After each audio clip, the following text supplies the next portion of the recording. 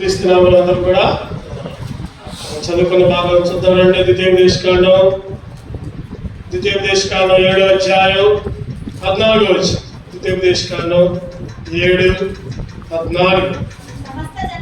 సమస్త జనముల కంటే ఎక్కువగా నీవు ఆశీర్వదించబడదువు. సమస్త జనముల కంటే ఎక్కువగా నీవు ఆశీర్వదించబడదువు. ఈరోజు దేవుడు మనల్ని ఎక్కువగా ఆశీర్వదించాలంటే ఏం చేయాలి? దేవుడు మనకి ఎక్కువగా 7 కార్యాలు చేశాడు. చెప్పండి, ఏం చేశాడు? 7 కార్యాలు. స్వకీయ జనముగా ఎక్కువగా ఎంచుకున్నాడు, ఎక్కువగా ప్రేమించాడు, తర్వాత ఎక్కువగా కృప ఇచ్చాడు, ఎక్కువగా బుద్ధిని జ్ఞానాన్ని ఇచ్చాడు, ఎక్కువ సహాయాన్ని చేశాడు, ఎక్కువగా హత్తుకున్నాడు, ఎక్కువగా మన పాపాలన్నింటినీ కూడా. మరి ఇక్కడ చదువుకున్న భాగం ఏముందంటే ఎక్కువగా ఆశీర్వదించబడదు. ఏముంది చెప్పండి? ఎక్కువగా. ఈ మాట మనకు చాలా సంతోషం. అబ్బా, నాకు ఎక్కువగా ఆశీర్వాదాలు వస్తే బాగుండు అని అనుకుంటా ఉంటాం అందరం కూడా. నా జీవితంలో దేవుడు ఎక్కువగా ఆశీర్వాదాలు ఇస్తే బాగు అనుకుంటాం. మరి ఎక్కువగా ఆశీర్వదించాలంటే మన జీవితాలు, మన కుటుంబాలు, మన పిల్లలు ఎక్కువగా ఆశీర్వదించబడాలంటే మనం కూడా కొన్ని ఎక్కువ పనులు చేయాలి. కొన్ని ఎక్కువ పనులు చేయాలి. చూద్దామంటే క్లుప్తంగా సమయానుకూలంగా ఒక 5 లేకపోతే 7 జ్ఞాపకం చేసుకొని మనలో చేయగలుగుతాం. మనం కూడా ఎక్కువగా ఏం చేయాలి? నెహెమ్యా 7వ అధ్యాయం 2వ వచనం. నెహెమ్యా 7:2 వచనం. 405 పేజీ నంబర్. నా సహోదరుడైన హనానీకిని కోటకు అధిపతైన హనన్యాకును యెరూషలేము పైన అధికారం ఇచ్చితివి. హనన్యా నమ్మకమైన మనుషుడు, అందరికంటే ఎక్కువగా దేవుని యందు భయభక్తులు గలవాడు. చెప్పండి అందరూ. ఎక్కువగా ఏముందంట? ఎక్కువగా ఏముంది? దేవుని యందు భయభక్తులు కలిగి ఉండాలి. ఈరోజు దేవుడు మనకి 7 అంతలా ఎక్కువ ఆశీర్వాదాలు ఇచ్చాడు. మరి ఆశీర్వాదాలు మన జీవితంలో ఉండాలి అంటే, ఆ సహాయం చేయాలంటే, దేవుడు మనల్ని హత్తుకోవాలంటే, దేవుడు కృప మనకు రావాలంటే, దేవుడు మనకి బుద్ధి జ్ఞానం ఇవ్వాలంటే, దేవుడు మనల్ని ఎక్కువగా ప్రేమించాలంటే, దేవుడు మనల్ని ఎక్కువగా ఎంచుకొని స్వకీయ జనముగా ఎంచుకోవాలంటే ఏం చేయాలంటే ఈ పనులు చేయాలి. ఈ పనులన్నీ చేయకపోతే అవన్నీ దేవుడు మనకు కూడా చేయడు. వాడు ఏం చేయాలంటే ఎక్కువగా భయభక్తులు కలిగి ఉండాలి. చెప్పండి, ఎక్కువగా భయభక్తులు కలిగి ఉండాలి. దేవుడు అంటే భయం ఉండాలి, దేవుని మందిరం అంటే భయం ఉండాలి, దేవుని మందిరం అంటే భక్తి ఉండాలి. ఆదివారం మందిరం వేయకపోవడం నాకు అసలు ఇష్టమే ఉండదు. మీరు ఏమనుకోండి, ఆదివారం మందిరం వేయకపోతే నాకు చాలా పాపం వచ్చింది. చాలా మంది అలా వచ్చిన వాళ్ళు కూడా పోయారు. ఏదో ఆ పనులు ఈ పనులు ప్రార్థన చేయమంటే నేను ప్రార్థన కూడా చేయకపోతాను. ఎవరు ప్రార్థన చేయాలి? ఆ మందిరం నిలబెట్టి పోతున్నారని ప్రార్థన చేయాలా? నేను ప్రార్థన కూడా చేయనని చెప్పి ఈరోజు ఎందుకు ఈ మాట చెప్తున్నానంటే, అసలు భయం ఉన్నట్లా దేవుని మందిరం అంటే. దేవుని మందిరంలో గడిపేది ఎన్ని గంటలు చెప్పండి? ఎన్ని గంటలు గడుపుతున్నారు చెప్పండి? 3 గంటలు గడుపుతున్నారు. 3 గంటలు కూడా సరిగ్గా ఉండకపోతే ఇంకా దేవుడు ఏం చేస్తాడు మనకి? ఇంకా దేవుడు ఏ విధంగా కృప చూపిస్తాడు మనకి? దేవా నాకు ఇచ్చే అంటే కుదరదు. అక్కడ నువ్వు దేవుడు అంటే భయం ఉండాలి, దేవుని మందిరం అంటే భక్తి ఉండాలి. ఇక్కడ చదువుకున్న భాగం చూస్తే అందరికంటే ఎక్కువగా ఏముంది చెప్పండి? భయభక్తులు. అందరికంటే ఎక్కువగా దేవుని యందు భయభక్తులు కలుగుతేనంట ఎన్నో మేళ్ళు దాక్షించాడంట. చదవండి, కీర్తనలు అనుకుంటా 31:19. కీర్తనలు సామెతలు కీర్తనలు 31:19. నీ యందు భయభక్తులు గల వారి నిమిత్తం నీవు దాక్షించిన మేలు ఎంతో గొప్పది. దేవుడంట భయభక్తులు కలిగి ఉంటే ఎన్నో మేలు దాక్షించిందంట. దేవుడు మేలు దాచిపెట్టాడు, మనమేమో భయభక్తులు కలిగి ఉండమన్నాడు. మనమేమో భయభక్తులు కలిగి ఉన్నట్ల ఆ మేలు మనకు రావట్లేదు, ఆ ఆశీర్వాదాలు మనకు రావట్లేదు. దేవుని యందు భయభక్తులు కలిగి ఉంటే ఎన్నో మేలులు మనకు జీవితాలకు వస్తాయి, ఎన్నో ఆశీర్వాదాలు, ఎన్నో దీవెనలు. బైబిల్ అంటుంది కదా, జ్ఞానం కూడా వచ్చింది. జ్ఞానం కూడా యెహోవా యందు భయభక్తులు కలిగి ఉండుట జ్ఞానమునకు మూలము. దేవుని యందు భయభక్తులు కలిగి ఉంటే జ్ఞానం వచ్చింది, చదువు వచ్చింది, తెలివితేటలు వస్తాయి. ఈ లోకంలో ఆశీర్వదించబడతావు. ఈరోజు ఏం చేయాలంటే మనం ఎక్కువగా తక్కువ కాదు, భయభక్తులు కలిగి ఉండాలంటే తక్కువ కాదు. ఎట్లా ఉండాలి చెప్పండి? ఎక్కువగా భయభక్తులు కలిగి ఉండాలి. ఎక్కువగా భయభక్తులు కలిగి ఉండాలి. సామెతలు 8:13 చదవండి. భయభక్తులు కలిగి ఉంటే ఏం జరిగిందో చూద్దామండి. సామెతలు 8:13. యెహోవా యందు భయభక్తులు కలిగి ఉంటలా చెడుతనాన్ని అసహించుకోవడమే. నువ్వు దేవుని యందు భయభక్తులు కలిగి ఉన్నావు అంటే చెడుతనానికి దూరంగా ఉన్నావు. నువ్వు దేవుని యందు భయభక్తులు లేవు అంటే దాని అర్థం ఏంటంటే చెడుతనానికి దగ్గరలో ఉన్నావు, చెడుకి దగ్గరలో ఉన్నావు. చెడు ఆలోచనలు, చెడు తలంపులు, చెడు కార్యాలు, లోకంలో పనులు, లోకంలో వాటి కొరకే. అదే అది సామెతలు 9:10 యెహోవా యందు భయభక్తులు కలిగి ఉండుట జ్ఞానమునకు మూలము. దేవుణ్ణి అడగాలి. ఇందాక చెప్పేది బుద్ధి అయ్యా, జ్ఞానం అయ్యా. ఏ జ్ఞానం, ఏ బుద్ధి కావాలి చెప్పండి? దేవుని మందిరంలో గడిపే బుద్ధి కావాలి మనకి. దేవుని మందిరంలో 9:30కి వచ్చిన అంటే 12:30 దాకా బయటికి పోకుండా ఉండాలి. ఒక అర్ధగంట అటైనా ఇటైనా 9:30 టయానికే రాదు. మళ్ళీ ఆ జ్ఞానం కూడా మనకి ఇవ్వట్లేదు దేవుడు.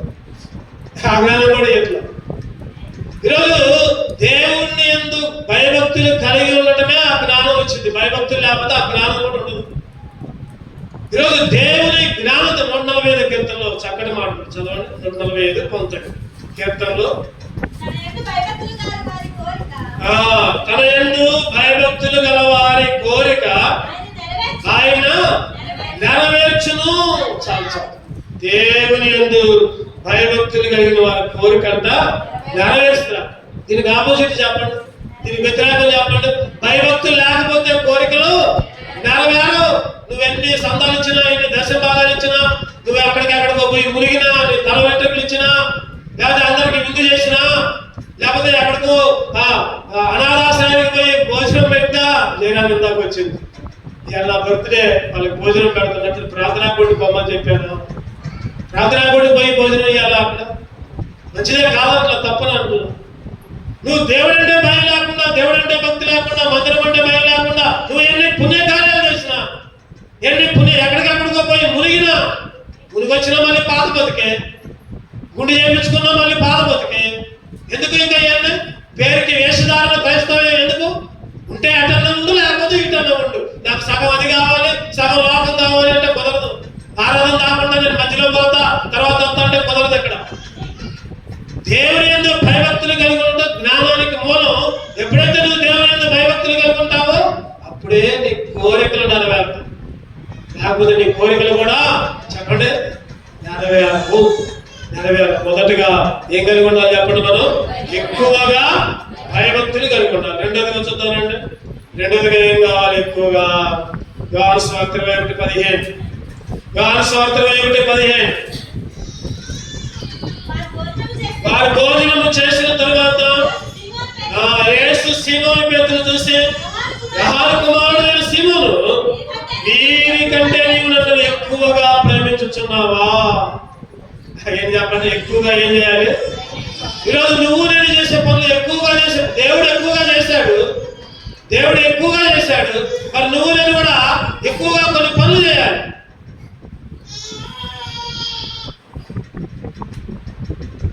ఎక్కువగా పనులు చేయాలి. ఒకటోది ఎక్కువగా దేవుని యందు భయభక్తులు కలిగి ఉండాలి. రెండవదిగా ఏం చేయాలి చెప్పండి? ఎక్కువగా దేవుణ్ణి ప్రేమించాలి. సిమోను ఎక్కువగా ప్రేమిస్తున్నావా? నా మందమే కాయి. దేవుడు కింద 3 సార్లు అడుగుతాడు అన్నమాట. ఈరోజు దేవుణ్ణి ఎక్కువగా ప్రేమించే వాళ్ళగా ఉండాలి. ఎక్కువగా ప్రేమించడం అంటే చెప్పండి, ఎక్కువగా ప్రేమించడం అంటే దేవుని మందిరాన్ని, దేవుని ఎక్కువగా ప్రేమిస్తే దేవుని మందిరాన్ని ప్రేమిస్తాం. దేవుని మందిరం అంటే భయం ఉంటుంది, దేవుని వాక్యం అంటే భయం ఉంటుంది. ప్రతిరోజు దేవుని వాక్యాన్ని చదువుకుంటాం. ఎవరొస్తారు? ఇందాక చూసి ఆరాధనలో అందరూ బైబిల్ ఇది చదువుతున్నారు. ఇందాక ఆరాధనలో చూస్తుంటే లేవు, ఆరాధన చేస్తుంటే లేవు, బైబిల్ చదువుతుంటారు. నెల మొత్తం చదవాలా. ఇప్పుడు చదువుతున్నారు, టైం వేస్ట్ కాకుండా. ఇవాళ పరిస్థితిగా అందుకని రోజుగా బాగుంటే అర్ధగంట చదివితే బాగుంటుందిగా. ఈరోజు బయట తీసుకెళ్ళి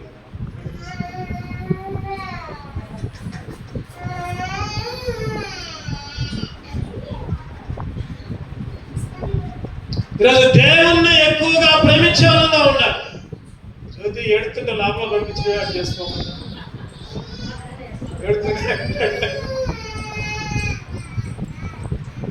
వాక్యానికి ఇబ్బంది లేకుండా చూసుకోవాలి మన పిల్లలు.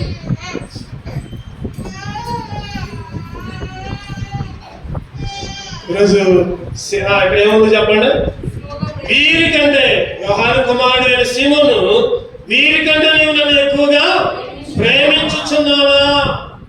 దేవుడు అంటాడు, నాకంటే నీ భర్తను ఎక్కువ ప్రేమించొద్దు, నీ భార్యను ఎక్కువ ప్రేమించొద్దు, నీ పిల్లలు కూడా ఎక్కువ ప్రేమించొద్దు, నీ తల్లిదండ్రులు ప్రేమించొద్దు. నాకంటే ఎవరినైనా ఎక్కువగా ప్రేమిస్తే నాకు పాత్రుడు కాడు అని బైబిల్ చెప్తుంది. నేను చెప్పే మాటలు కాదు. మత్తయి సువార్త చదవండి అన్నమాట.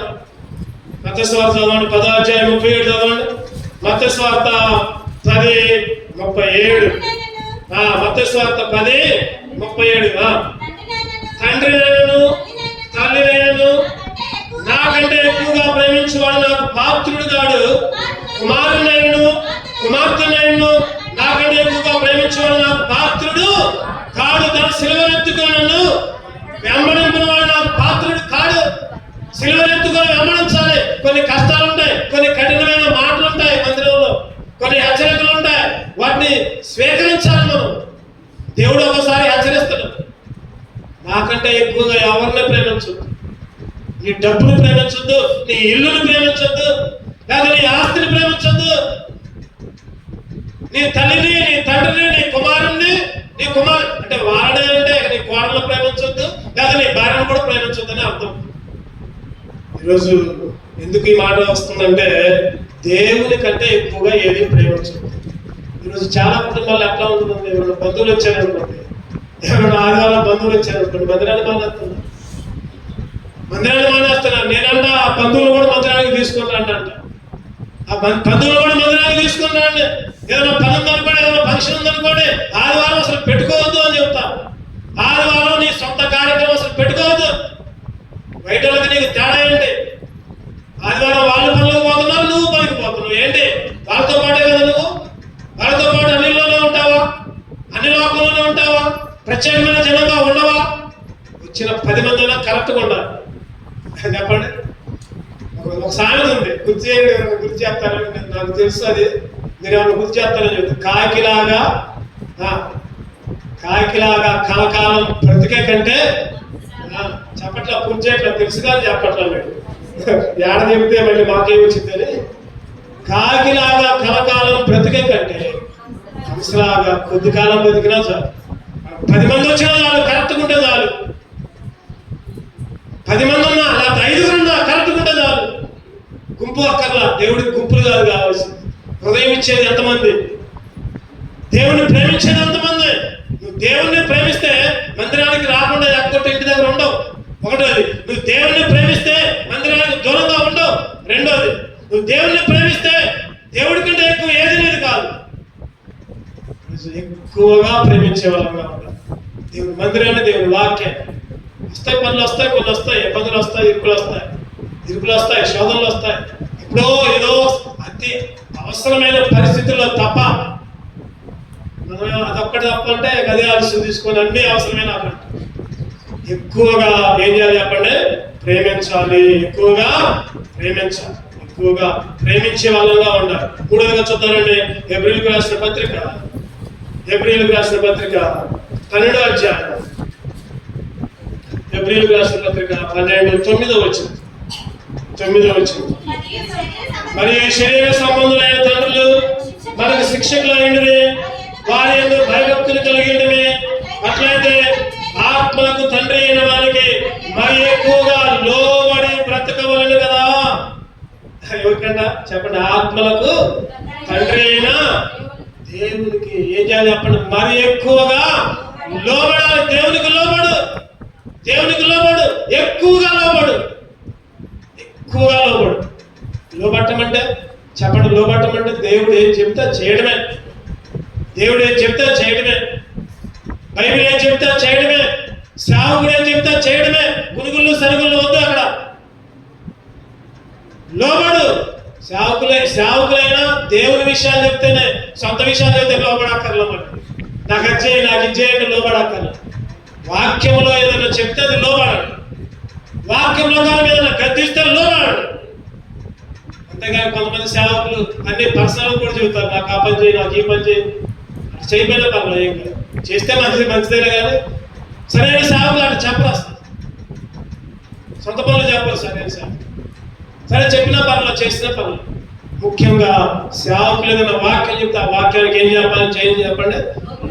దేవునికి లోబడాలి. మరి దేవుడు తనకు కనపడటం లోబడటానికి దేవుడు చెప్పడం ఏమి, వాక్యం ద్వారా దేవుడే సేవకులతో మాట్లాడతాడు, లోబడు.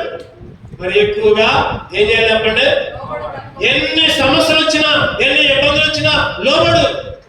కష్టం వచ్చినా లోబడు, తగ్గించుకో. నాకేంటి కష్టం వచ్చింది, నాకేంటి రోగం వచ్చింది, నాకేంటి ఇబ్బంది వచ్చింది, నన్ను ఎందుకు గుంట్లో వేశారు, వేసే పనడా చెప్పండి, వేసే పనడా, నన్ను ఎందుకు గుంట్లో వేశారు, నన్ను ఎందుకు చేసాల్లో వేశారు, నన్ను ఏంది అక్కడ చేశారు, ఇది చేశారు. ఎక్కడికి పోయినా సనగలా కొనగల కొనిగిందా చెప్పండి. ఎక్కడ పోయినా గుంట్లో వెళ్తే గుంట్లోనే పడ్డు, చెరసాల్లోకి వెళ్తే చెరసాల్లోకి పోయాడు. ఆ పానదాయకుడికి చెప్తే వాడు మర్చిపోయాడు. అయినా కానీ ఏమి అనలా, ఏమి అనలా. లోబడు, ఎక్కడ పడితే అక్కడ లోబడు. దేవుడు ఎక్కడ పడితే అక్కడ దేవునికి లోబడు, తన్ను తానే అప్పగించుకున్నాడు. ఏదైనా ప్రభువా నీ చెప్తున్నాయ్యా, నేనున్నా, నువ్వు ఎట్లా చెప్తే అట్లా చెప్తా. కష్టం వచ్చిందా స్వీకరిస్తా, బాధ వచ్చిందా స్వీకరిస్తా. అట్లా లోబడ్డాడు కాబట్టి చెప్పండి ఏమైండు. ఐగుప్తు దేశం, వేరే దేశానికి పోయి, ఈ దేశం కాదు ఇంకో దేశానికి పోయి, మన దేశం వాళ్ళు ఇంకో దేశంలోకి పోతే అసలు లెక్కే చేయదు, పట్టించు. ఆ దేశంలో పోయి ఐగుప్తు దేశానికి ప్రధానమంత్రి అయ్యిండు, లోబడ్డాడు. భక్సింగ్ గారు సాక్షి నేనన్నా, భక్సింగ్ గారి జీవితంలో అసలు సనుగుడు లేదంట, కొనుగోలు లేదంట. చనిపోయేదాకా నాకేంటి ఎట్లయింది, నా పరిస్థితి ఏంటి ఎట్లయింది, నాకేంటి సమస్య వచ్చింది, ఎప్పుడు కూడా సనగలా కొనగల. మనమైతే రోజుకి ఎన్నిసార్లు జరుగుతాము, రోజుకి ఎన్నిసార్లు దొరుకుతామో. ఏంటయ్యా నాకేంటి పరిస్థితి, నేనే ఏంటి ఎట్లా. ఈరోజు దేవుడు మనకి ఎటువంటి స్థితిని తీసుకుని వస్తే దాన్ని బట్టి దేవుని సంతోషించాలి. ప్రభా నాకు పౌలు గారు అన్నట్టు ఈ ముళ్ళు ఉంచాయా, నీ చిత్తమేనయ్యా, నీ చిత్తమైతే అట్లనే ఉంచు. మీరు ఎప్పుడు బలహీనప్పుడే బలవంతుని అడగాలి. మనం దేవుణ్ణి అనాలి, దేవునితో అనాలి. ఈరోజు ఏదో కొద్దిగా సమస్య రాగానే, కొద్దిగా బాధ రాగానే నీకేం తట్టయింది, మందిరానికి పోతావుగా, సందాయంతోగా, ఇచ్చేస్తావుగా, దేవుడు నిన్నే ఎందుకంటే మనకు వచ్చే సమస్య కంటే పక్కన ఉండడం అనేది ఇంకా ఎక్కువగా ఉంటుంది. ఈరోజు మనం అటువంటి వాళ్ళకి, అటువంటి బుద్ధి లేని వాళ్ళకి చెప్పాలి, నాకు ఏది ఇచ్చినా నేను ధైర్యంగా తీసుకుంటా, నేను దేవునికి లోబడతా. నా జీవితంలో ఏం జరిగినా నేను లోబడతా దేవునికి. ఎక్కువగా చెప్పండి, ఎక్కువగా ఏం చేయాలి చెప్పండి, లోబడే వాళ్ళకి ఎక్కువగా లోబడ. ఎందుకు చెప్పుకున్నాం? ఒకటోది ఎక్కువగా భయభక్తులు కలుగుతాం, రెండోది ఎక్కువగా ప్రేమించాలి. ఎవరిని ప్రేమించాలి? దేవుని ప్రేమించాలి, దేవుని మందిరాన్ని ప్రేమించాలి. మూడోది ఎక్కువగా దేవునికి లోబడాలి, దేవుని మాటలకే. నాలుగు చూద్దానండి, యోహాను సువార్త 15:2. నాలో ఫలింపని ప్రతి తీగను ఆయన తీసి పారవేయడు, ఫలించు ప్రతి తీగ మరి ఎక్కువగా ఫలింపవలనని దానిలో పనికిరాని తీగలు తీసివేయడు. ఫలించు ప్రతి తీగ మరి ఎక్కువగా ఏం చేయాలి? ఎక్కువగా ఫలించాలి, మరి ఎక్కువగా ఫలించాలి. నాలుగోదిగా నువ్వు నేను ఏం చేయాలంటే విశ్వాసము పెరిగిన కొద్దికి, సంవత్సరాలు పెరిగిన కొద్దికి ఎక్కువగా అభివృద్ధి చెందాలి, ఎక్కువగా ఫలించాలి. దేవుని మందిరంలో ఎక్కువగా అభివృద్ధి ఉండాలి. ఎప్పుడో బాప్తిసం తీసుకుందాం, మందిరానికే సరిగా రావు. ఫలించినట్ట లేకపోతే ఎండిపోయినట్ట? చెప్పండి, మీరే చెప్పండి. ఎప్పుడో బాప్తిసం తీసుకున్నాం, ఎప్పుడో 2 వారాలకు ఒకసారి, 4 వారాలకు ఒకసారి, 5 వారాలకు ఒకసారి, 2 నెలలకు ఒకసారి, సంవత్సరానికి ఒకసారి మందిరానికి వస్తే ఎండిపోయినా బ్రతుకున్నాం. బైబిల్ ఏమంటుందంటే మరి ఎక్కువగా ఫలించు, మరి ఎక్కువగా అభివృద్ధి చెందు. ఫలించాలంటే బయట ఉంటే ఫలించు. ఎక్కడ ఉండాలి? నీటి కాలంలో ఎవరు నాటబడింది, ఆకు వాడక తన కాలం ముందు ఫలమించు, చెట్టు వలె ఉండదు, అతను చేయనంతయు సమయము నేను బైబిల్ చెప్తుంది. నీటి కాలంలో ఎవరైనా ఉన్నట్ల. నీటి కాలం అంటే ఈ కాలంలో కాదు, 100 కాలంలో కాదు. దేవుని మందిరమే నీటి కాలం, దేవుని వాక్యమే ఆహారం. దేవుని స్తుతించడమే నీళ్లు, ఆయన మాటలే నీళ్లు, ఆయన మాటలే దాహం, ఆయన మాటలే ఆకలి, ఆహారం. ఈరోజు ఎక్కువగా ఫలించాలంటే ఎక్కువగా నువ్వు దేవుని మందిరంలో ఆధారపడాలి, ఎక్కువగా దేవుని మాటలు వినాలి. ఫలింపని ప్రతి తీగ ఏమైందన్నా నరక వేయబడింది, నరికి వేయబడింది. ఈరోజు ఫలింపని ప్రత్యేక ఎక్కువగా ఫలించే వాళ్ళగా ఉంది. ఈ మధ్యాహ్న కాల సమయంలో ఆ బలలో చేసినప్పుడు సరి చేసుకోవాలి. ప్రభా ఎక్కువగా భయభక్తులు ఉన్నాను నేను, ప్రభా ఎక్కువగా నేను ప్రేమిస్తున్నాను, నీ మందిరాన్ని ప్రేమిస్తున్నాను, ప్రభా ఎక్కువగా నీకు లోబడుతున్నాను, ఎక్కువగా నీ మాటలకు నీ ఆజ్ఞలకు లోబడుతున్నాను, ప్రభా ఎక్కువగా నేను ఫలిస్తున్నాను. ఒకరోజు 10 నిమిషాలు ప్రార్థన చేసుకుంటే తెల్లారి ఒక 20 నిమిషాలు చేసుకుంటాం, తర్వాత ఒక గంట దాకా ప్రార్థన చేసుకోవాలి. మనమేమో ఫస్ట్లోనేమో 10 నిమిషాలు చేసుకుంటాం, తర్వాత దేవుడా ఆమెలకు అంతే, ఏదో ఒక మాట చెబుతూ ఆమె అయిపోయింది. ఈరోజు రాను ఎక్కువగా ఫలించే వాళ్ళంగా ఉండాలి. 5గా చూద్దామండి. 5గా 1 కొరింథీయులకు రాసిన పత్రిక 15వ అధ్యాయం 10వ వచనం. 1 కొరింథీయులకు రాసిన పత్రిక 15:10. అయినను నేనేమై ఉన్నాను, అది దేవుని కృప వలనే అయ్యున్నాను. ఆయన కృప నిష్ఫలము కాలేదు, కానీ వారందరికంటే నేను ఎక్కువగా ప్రయాసపడితే నేను కాదు, నాకు తోడైన దేవుని కృపే. అందరికంటే ఎక్కువగా ఏం చేయాలి చెప్పండి? ప్రయాసపడాలి. ఎక్కువగా ప్రయాస, దేవుని కొరకు ప్రయాస. మనమేమో సొంత పనులకు ప్రయాస. పిలిపికి రాసిన పత్రికలో ఉన్నది ఏంటిదా మాట చెప్పండి? అందరూ సొంత కార్యములనే చూసుకొనిచున్నారు, కానీ దేవుని కార్యాలు అసలు పట్టించుకోవాలి. దేవుని పనులను అసలు పట్టించుకోవట్లా, దేవుని మందిరాన్ని అసలు పట్టించుకోవట్లా. నేను దేవుని మందిరంలోకి రావాలంటే, దేవుని మందిరంలో ఒక గ్రూపులో నేను ఒకటి పెట్టే, మరి ఎంతమంది చూసారో చూడలేదు, కానీ దేవుని మందిరంలోకి రావాలంటే ప్రతి పనిలో కూడా చేయబెట్టాలి. నేను సాయంత్రం నేను గ్రూప్లో పెట్టా, ప్రతి పనిలో కూడా కుర్చీలు వేయడంలో, చాపలు వేయడంలో, ఊరటంలో, శుభ్రం చేయడంలో, మైకులు పెట్టడంలో, వాటర్ క్యాన్ దాటంలో, నీళ్ళు ఇయ్యటంలో.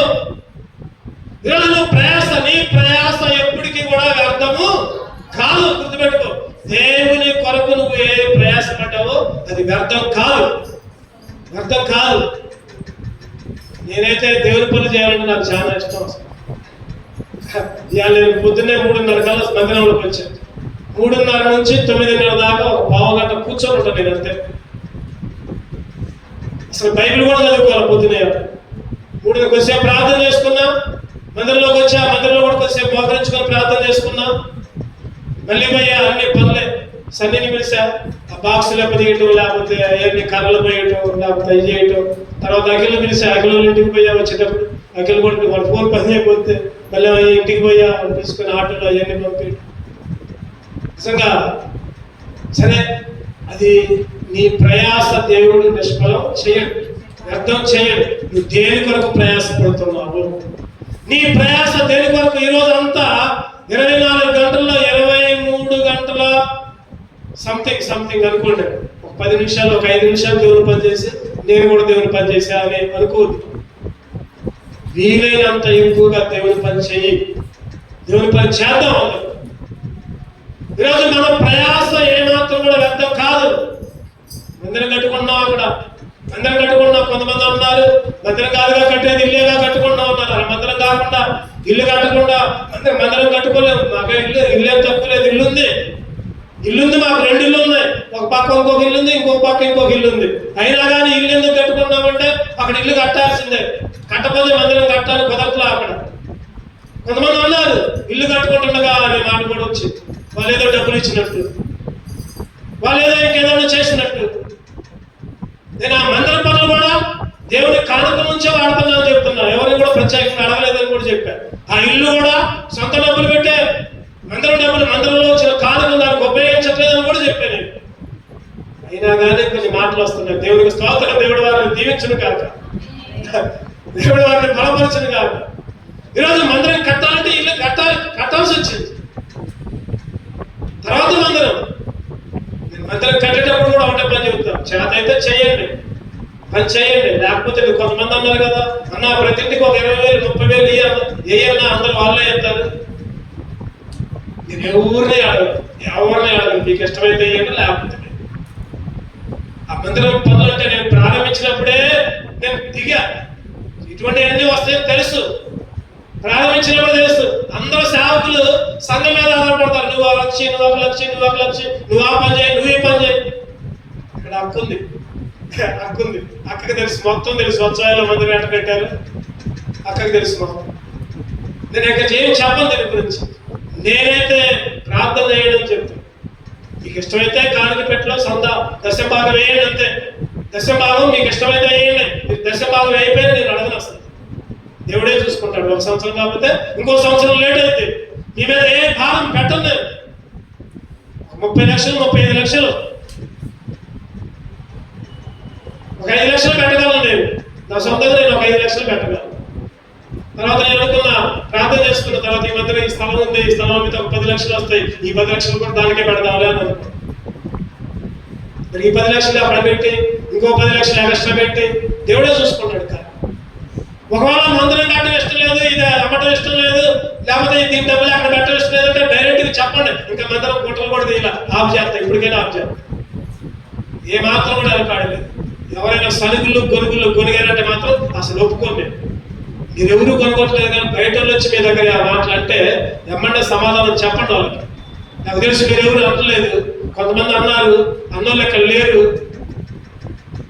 ఇంకా ఎవరైనా బయట కూడా ఇటువంటి మాటలు మాట్లాడితే వాళ్ళ నోరు మూపియండి. మీరు కూడా సభలో మూవ్ అని కొట్టమాకుండా నోరు మూపియండి.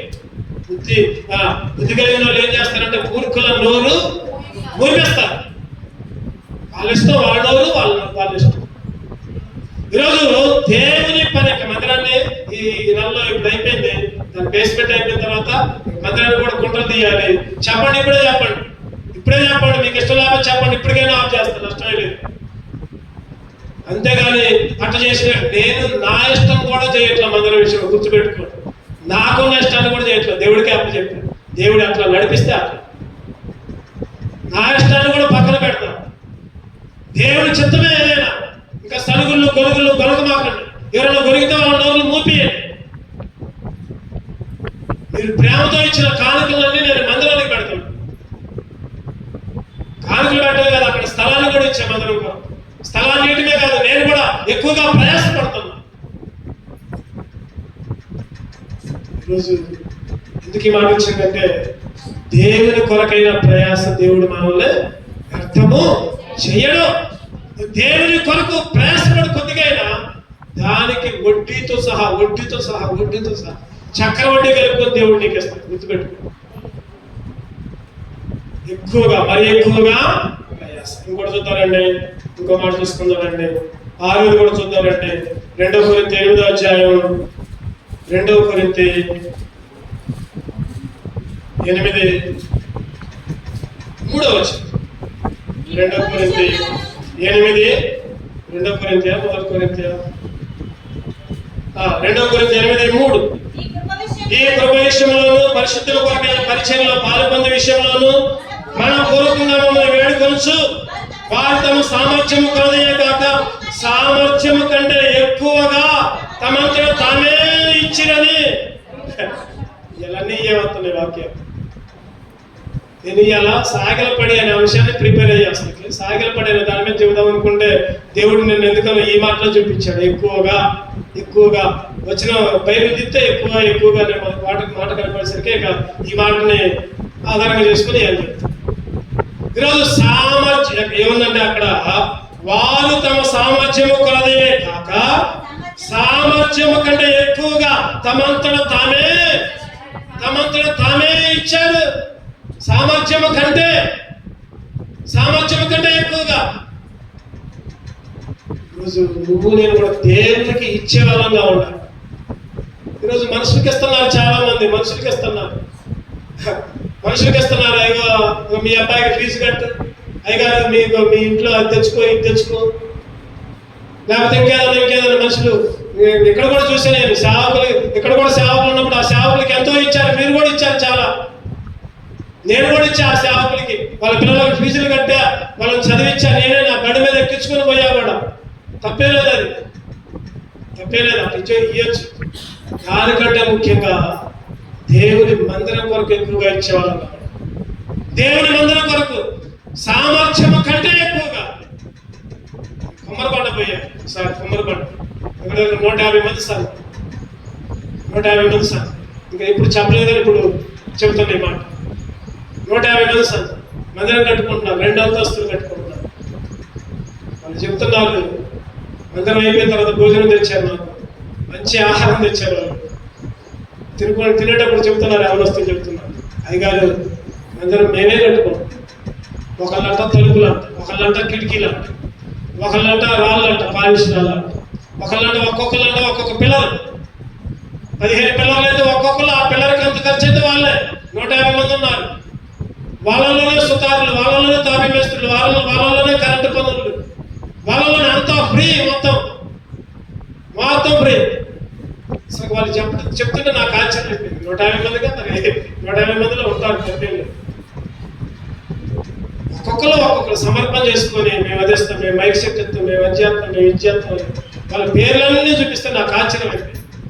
దేవుని పనులు ఎందుకు కావాలి పూనుకుంటే? దేవుని బిడ్డలు పూనుకుంటే దేవుని పనులు ఎందుకు కావు?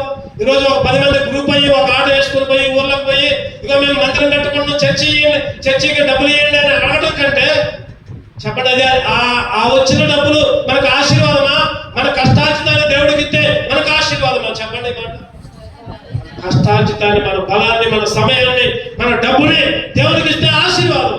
అంతేగాని ఇలా ఎక్కడ చూసినా మేము చర్చి కట్టుకుంటుంటాం, నా దగ్గరకు వస్తే ఒకవాడ లేకుండా దేవుడు అడుక్కోమని చెప్పలా, ఎలా దేవుడు అడుక్కోమని చెప్పలా, ఎలా నా దగ్గర ఉండొద్దని చెప్పాను. అంటే నేను కూడా మందిరం కడుతున్నా. నేను మీకు కూడా ఎన్నోసార్లు చెప్పాను, బయట ఎవరి దగ్గరికి పోవద్దు, ఎవరి దగ్గర అడగద్దు. నీకు చేత అయితే ఇవ్వండి, లేకపోతే ప్రార్థన చేయండి, అంతే. 2 పనులు. మార్తమ్మకి నేను చెప్పిన బోరియమని, మార్తమ్మక్క నేను చెప్పిన సమర్పించుకుంది. మార్తమ్మకే బోరు, తర్వాత దాంట్లో ఉన్న మొత్తం దగ్గర 42,000 దాకా ఇంకా సమర్పించుకున్న వాళ్ళు చాలా మంది ఉన్నారు. మధ్యలో స్టార్ట్ అయితే ఇస్తామని చాలా మంది అనుకున్నారు. టీవీ అని నేను మనీష్ చెప్పలా, లలితక్క చెప్పలా, వాళ్ళందరూ వాళ్ళే ఇచ్చేస్తున్నారు, వాళ్ళందరూ వాళ్ళే చేస్తున్నారు. నేను ఎవరికి ఏ పని కూడా చెప్పను. ఏదన్నా నా ఒక్కడి వల్ల కాకపోతే అప్పుడు నేను సన్నీని పిలుచుకుంటా, లేకపోతే అఖిల్ని పిలుచుకుంటా. వాళ్ళందరూ రెడీగా ఉంటారు ఏదైనా పని చెప్తే చేయటం. నా ఒక్కడి వల్ల కాకపోతే, నా ఒక్కడి వల్ల అయితే నేనే చేసుకోండి. ఇలా ఎవరు చెప్పే పని కాదు ఇది. అక్కడ ఉంది ఒక మాట, ఏముంది మళ్ళీ ఒకసారి మాట, వారు తమ సామర్థ్యము కొలదే కాక సామర్థ్యము కంటే ఎక్కువగా తమంతలో తామే ఇచ్చిరి. ఫీబే కూడా ఒకసారి అందరికి టీవీ పెట్టించింది. అసలు నేను చెప్పలు కూడా చెప్పలేదు, ఎంత టీవీ వచ్చిందని నేను ఆశ్చర్యపోయాను. చూసింది అటు వచ్చింది ఇచ్చింది. అంతటా మీకు ప్రేరేపణ వస్తే చెయ్యండి, లేకపోతే లేదు, ప్రార్థన చేయండి, అంతే. అంతకంటే ఏమి లేదు. సామర్థ్యము కంటే ఎక్కువిస్తే, నువ్వు ఎక్కువిస్తే ఎక్కువ దేవుడు దీవిస్తాడు, నువ్వు తక్కువిస్తే తక్కువే దీవిస్తాడు. అదే అధ్యాయాలు ఇంకో మాట చదవడం, 9వ అధ్యాయాలు 2 కొరింథీ 9:7 చదవండి.